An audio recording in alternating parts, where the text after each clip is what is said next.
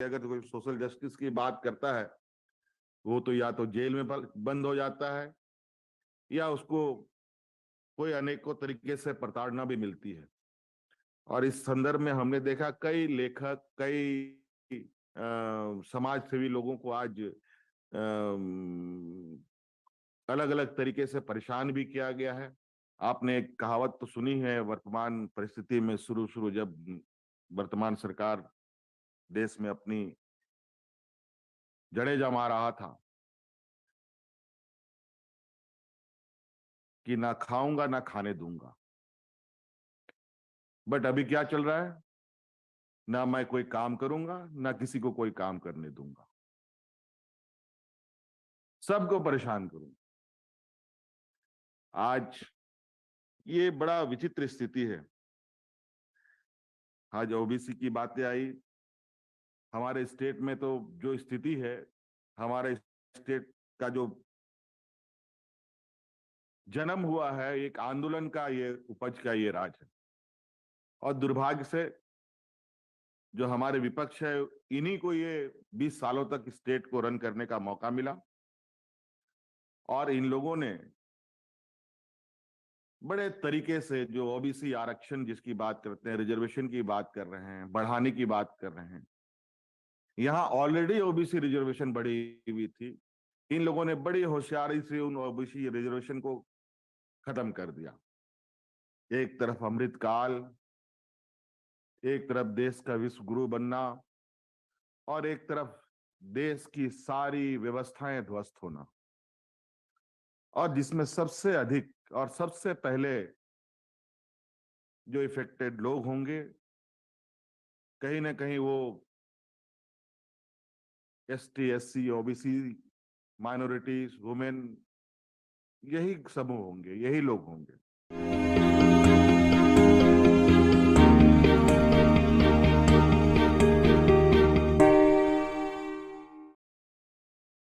सबसे पहले आज all India federation of for social justice के इस कॉन्फ्रेंस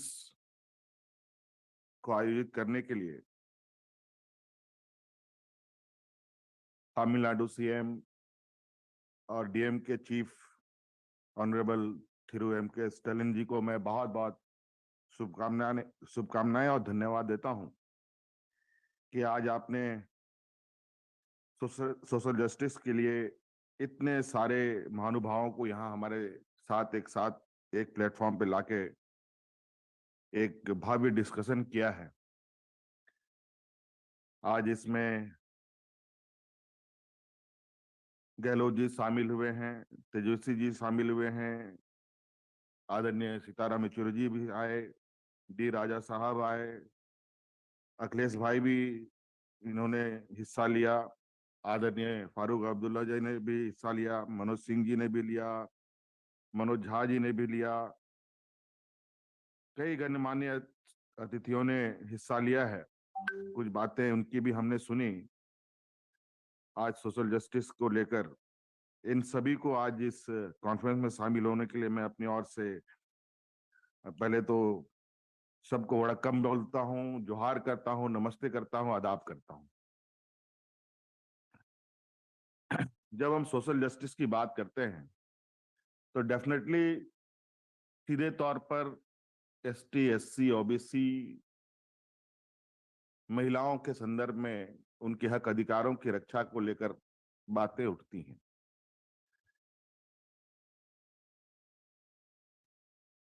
और कहीं ना कहीं ये सोशल जस्टिस आज हम लोगों का पॉलिसी का हिस्सा भी के रूप में भी है। संविधान में भी आज इस विषय को लेकर, जहां एसटी, एससी, ओबीसी को सोशली, पॉलिटिकली, इकोनॉमिकली कवच बाबा भीमराव अंबेडकर साहब ने दिया है। और आज फिर से एक हम लोग प्लेटफॉर्म पर है सोशल जस्टिस को लेकर, और कहीं ना कहीं आज इस कॉन्फ्रेंस से कई बातें सामने आ रही हैं कि आज देश का आजाद हुए 75वें साल होने के बावजूद भी जहां एक और देश को अमृतकाल की ओर ले जाने की बात कही जा रही है, जहां एक और भारत को विश्व गुरु की संज्ञान दी जा रही है, और आज भी हम सोशल जस्टिस को लेकर चिंतित हैं, तो कहीं ना कहीं आज सोशल जस्टिस की अगर हम बात को देखेंगे तो ये एसटी एससी ओबीसी से बढ़कर इसके दायरे और बड़े हो गए हैं। जहां तक हमारे छोटे बुद्धि में जो समझ में आ रही है, जिस तरीके से वर्तमान समय और वर्तमान राजनीतिक हालात और जो देश की परिस्थिति है, इस पर जो हम इस चर्चा में छूते हुए निकल रहे हैं,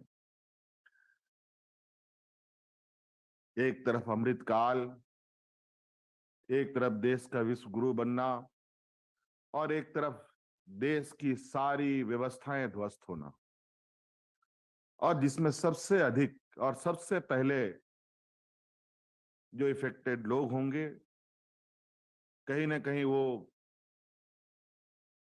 ST SC OBC minorities women, यही समूह होंगे, यही लोग होंगे।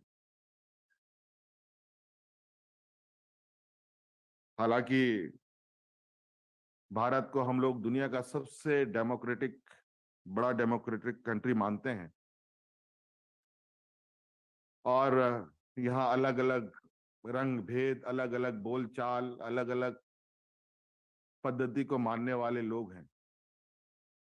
और जहां तक मैं अपने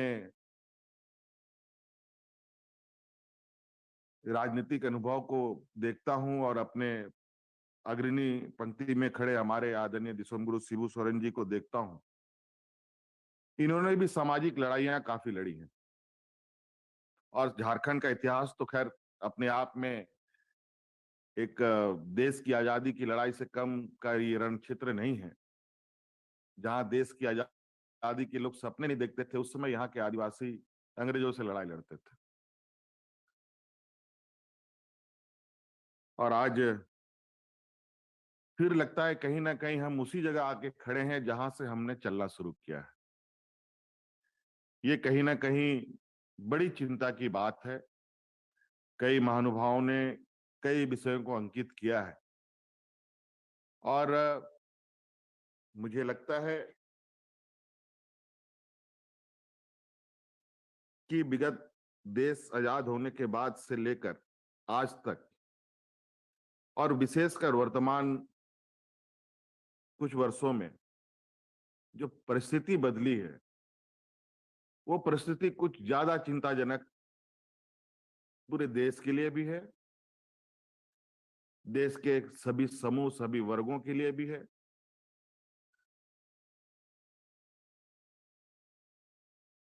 हम सब देख रहे हैं किस तरीके से देश की अर्थव्यवस्था चरमरा गई, किस तरीके से यहाँ के किसान, मजदूर और पढ़े लिखे नौजवान बेरोजगार हो रहे हैं, और किस तरीके से जो थोड़ी बहुत रोजगार उपलब्ध कराने वाली संस्थाएं हैं, उन सभी संस्थाओं को भी समाप्त किया जा रहा है।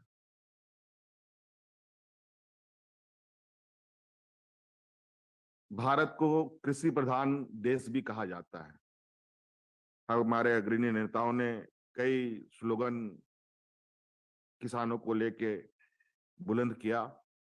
किसानों का आंदोलन आज भी अनवरत जारी है। अभी विगत दिनों में, विगत वर्षों में आपने देखा कि एक नहीं, दो नहीं, तीन नहीं, चार नहीं, 5 महीनों महीनों तक दिल्ली में किसान अनशन पर रहे। बदले में क्या मिला, ये हमारे सामने है। जहां देश का सबसे ज्यादा लोग एंगेज हैं, उस व्यवस्था को कहीं ना कहीं हम लोगों ने बिल्कुल किनारे छोड़ दिया है। उसे आज कहीं ना कहीं बहुत ज्यादा प्रभावित वर्तमान नीतियों की वजह से हो रही हैं। कई क्षेत्र है जहां पर आज हमें चर्चा करने की आवश्यकता है। आज आदरणीय स्टालिन साहब ने सोशल जस्टिस की बात को छेड़ा है।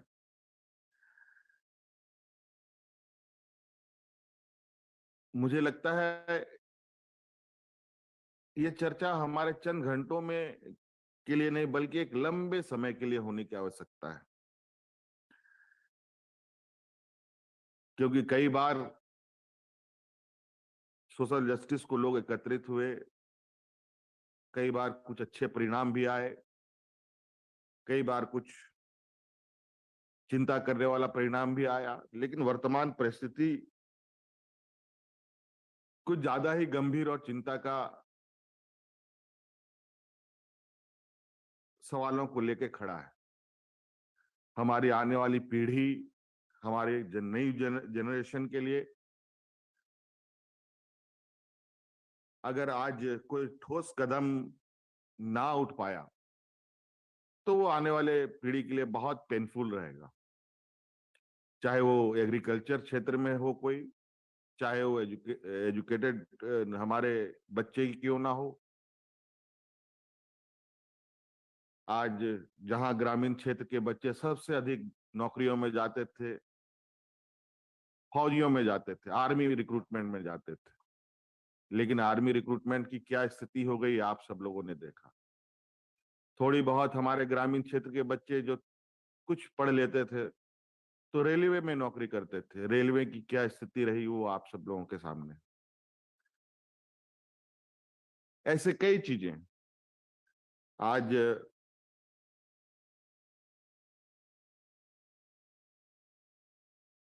लोगों को पीडीएस के अनाज पर जीने के लिए मजबूर होना पड़ रहा है। आज महंगाई की स्थिति इस हालत में है, लेकिन जिस तरीके से आज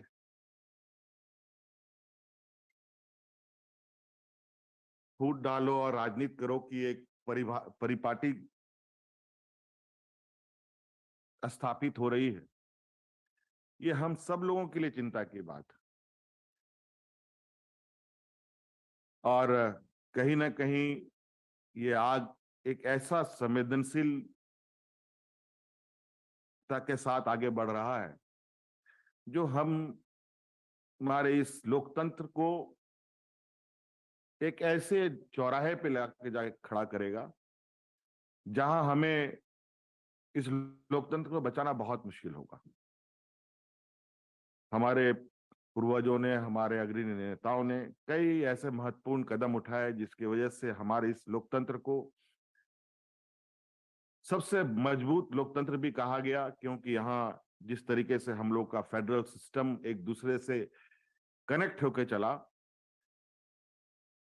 वो अब कहीं ना कहीं उसमें एक बहुत बड़ा हमला देखने को मिल रहा है। आपने एक कहावत तो सुनी है, वर्तमान परिस्थिति में शुरू शुरू जब वर्तमान सरकार देश में अपनी जड़ें जमा रहा था कि ना खाऊंगा ना खाने दूंगा। बट अभी क्या चल रहा है, ना मैं कोई काम करूंगा ना किसी को कोई काम करने दूंगा, सबको परेशान करूंगा। आज ये बड़ा विचित्र स्थिति है। आज ओबीसी की बातें आई, हमारे स्टेट में तो जो स्थिति है, हमारे स्टेट का जो जन्म हुआ है एक आंदोलन का, ये उपज का ये राज है। और दुर्भाग्य से जो हमारे विपक्ष है, इन्हीं को ये 20 सालों तक स्टेट को रन करने का मौका मिला और इन लोगों ने बड़े तरीके से जो ओबीसी आरक्षण जिसकी बात करते हैं, रिजर्वेशन की बात कर रहे हैं, बढ़ाने की बात कर रहे हैं, यहाँ ऑलरेडी ओबीसी रिजर्वेशन बढ़ी हुई थी। इन लोगों ने बड़ी होशियारी से उन ओबीसी रिजर्वेशन को खत्म कर दिया। अभी हमने तमिलनाडु की ही सोच के आधार पर हमने कुछ यहाँ के, चूंकि हमारा state ST SC OBC dominated state है, तो हमने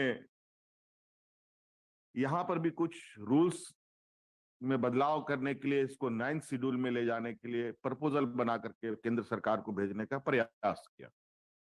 जहां ओबीसी के भी आरक्षण बढ़ने थे, जहां एसटी एससी के भी आरक्षण बढ़ने थे, जहां हमारे यहाँ के डोमिसाइल की उनकी भी एक आइडेंटिफिकेशन होने की बात थी। लेकिन समहाव महामहिम महोदय ने इसको आगे ना बढ़ाया और बल्कि उसको टर्न डाउन कर दिया। और इसके पहले भी अगर हम देखें, कर्नाटका में भी इसी तरीके से कुछ डिसीजंस लिए गए थे, जहां ओबीसी के आरक्षण को बढ़ाए गए और उसको केंद्र सरकार को भेजा गया। लेकिन हमारे राज्य में ऐसा नहीं हुआ। हमारे इस प्रपोजल को गवर्नर के द्वारा ही वापस कर दिया गया। तो कई ऐसी चीजें हैं जहां हमको लगता है कि पूरे जो लोकतांत्रिक व्यवस्था है, हमारी जो देश के अंदर, उसमें अलग अलग जगह, अलग अलग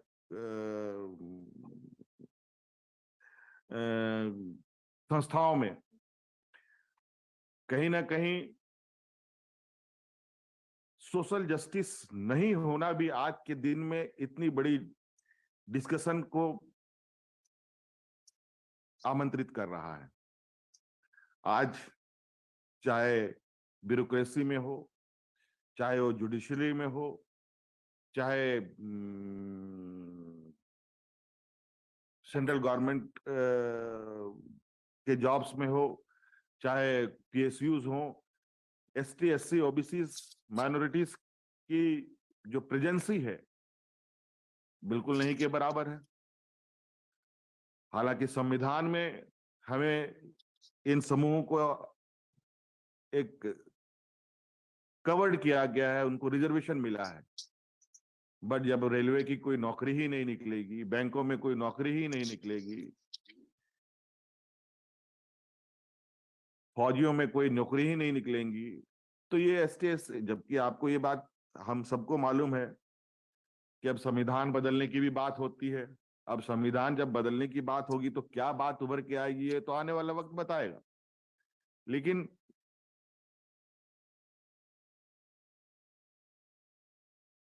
आज 75वें साल पर यह चर्चा हमारे आदरणीय पिता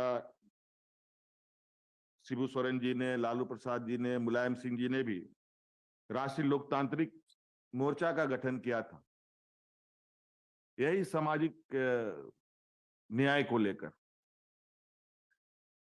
अब उनका एक दशक खत्म हुआ, अब फिर से हम लोग एकत्रित हुए हैं। ये कहीं ना कहीं मुझे लगता है कि सोशल जस्टिस को लेकर हमें राजनीतिक लड़ाई भी लड़नी पड़ेगी, कानूनी लड़ाई लड़नी पड़ेगी, और लोगों तक इस विषय को पहुंचाने की भी आवश्यकता है।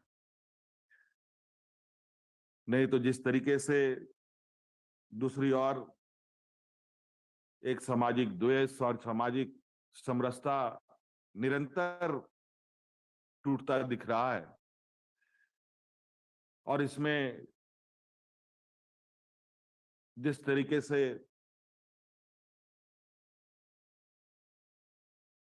संवैधानिक ताकतों का दुरुपयोग हो रहा है, वो सबके लिए चिंता है। आज हम लोग राजनीतिक दल के रूप में हैं यहाँ, लेकिन इसके साथ साथ हमारे सामाजिक लोगों तक में भी ये चीजें हमें पहुंचाने की आवश्यकता है। और अगर ये बैलेंस नहीं बना आज जिस तरीके से अमीरी और गरीबी में जो डिफरेंसेस हैं, अगर वो डिफरेंसेस कम नहीं हुए तो कल को बहुत ही ज्यादा हम देश को तकलीफ में देखेंगे और खुद भी उसमें शामिल रहेंगे। आज सभी महानुभावों ने बड़े अच्छे तरीके से बड़े महत्वपूर्ण बिंदुओं को भी टच किया है, काफी एग्रेसिवली भी टच किया है।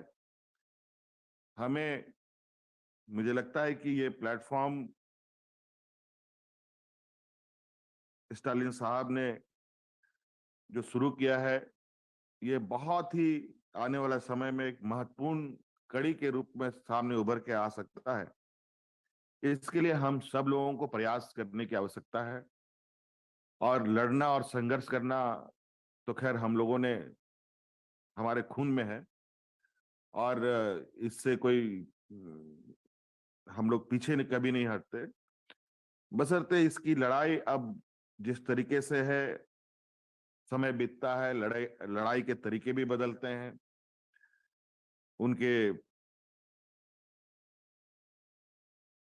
जो अलग अलग आइडियाज हैं उनको कैसे काउंटर किया जा सकता है।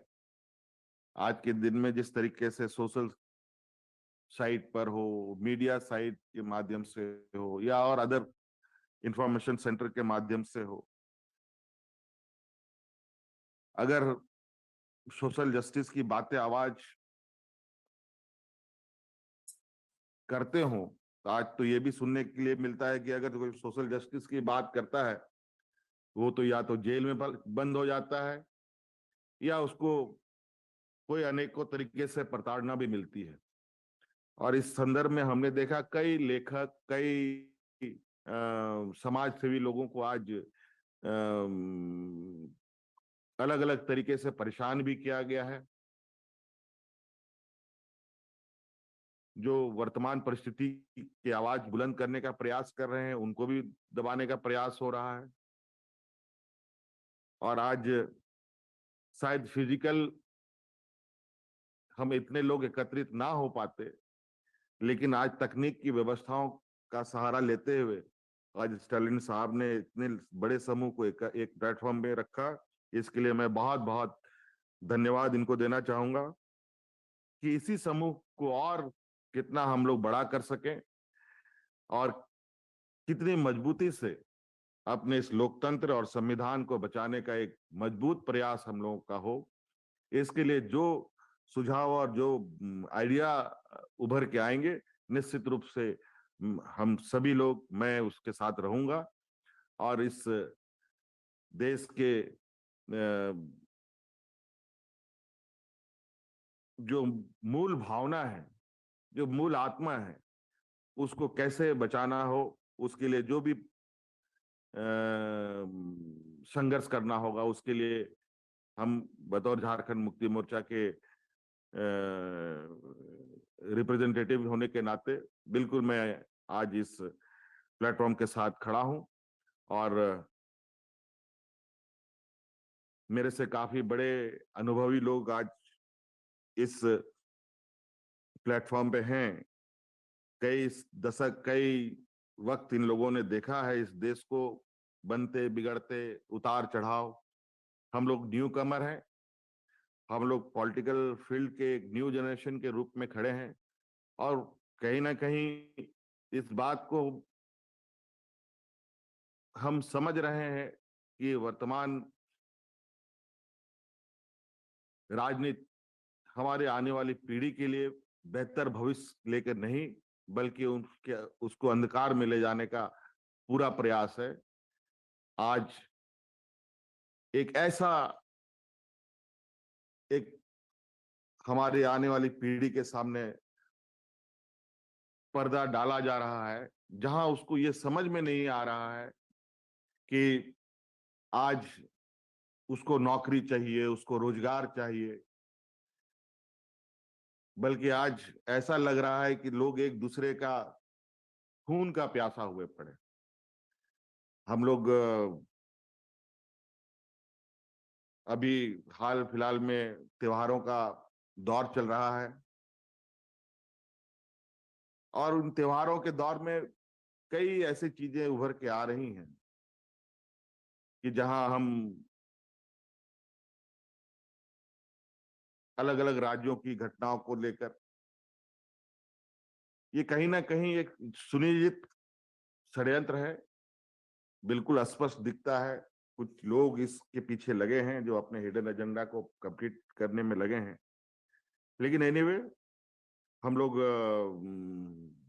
मुझे लगता है एक अच्छी शुरुआत है और जितने भी महानुभाव हैं सभी लोगों की बातें जब एक साथ जुड़ के आएंगी तो कुछ ना कुछ बेहतर परिणाम जरूर आएगा। लेकिन हम लोगों ने सोशल जस्टिस पर बहुत जोरदार काम किया है। यूनिवर्सल पेंशन हम लोगों ने यहाँ इम्प्लीमेंट किया। ST SC OBC के बच्चों को फॉरेन एजुकेशन के लिए 100% स्कॉलरशिप स्टेट गवर्नमेंट दे रही है। हम यहाँ के ST SC OBC के बच्चों को इंजीनियरिंग, मेडिकल, जज,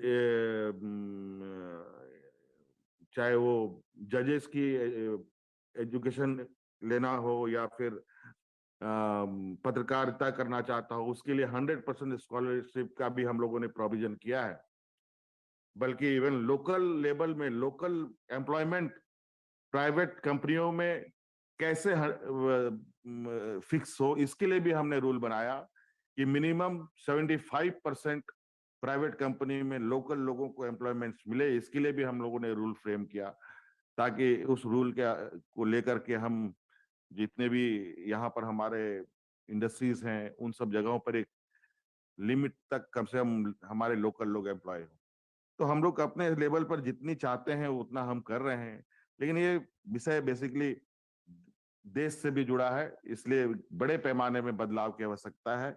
मुझे लगता है आप सब लोग इस पे बेहतर निर्णय के साथ हम लोग आगे फिर मिलेंगे। आज के इस संक्षिप्त मीटिंग में इतनी बातें कह करके मैं अपनी बातों को समाप्त करता हूँ। बहुत बहुत धन्यवाद। Thank you. जोहार।